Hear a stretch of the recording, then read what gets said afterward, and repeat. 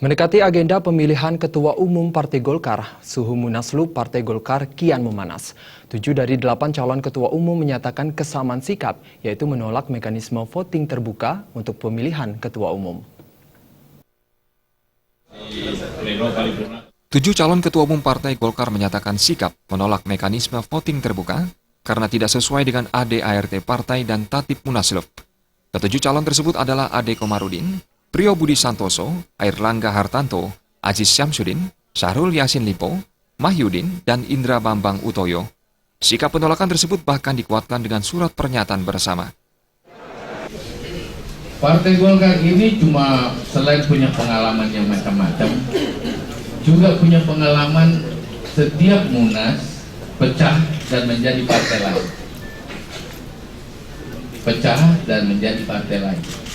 Saya nggak usah sebut siapa-siapa partai. Kenapa demikian? Karena semua proses yang dilalui ada rasa ketidakadilan. Terima kasih Danu. Jadi pertama, tidak pernah kami membuat statement bahwa kami menginginkan terbuka. Itu yang pertama yang saya klarifikasi. Yang kedua, semuanya bermain dalam persepsi. Jadi persepsi kemudian dibangun sehingga berkumpullah 7 caketum dan mengatakan bahwa tidak menginginkan sistem terbuka. Saya kira ini penggiringan opini dan persepsi yang tentu saja merugikan kami karena kami tidak diajak bicara sebelumnya. Sementara kubu calon Ketua Umum Partai Golkar Setia Novanto melalui tim suksesnya Nurul Arifin angkat bicara dalam menanggapi manuver 7 calon Ketua Umum lainnya.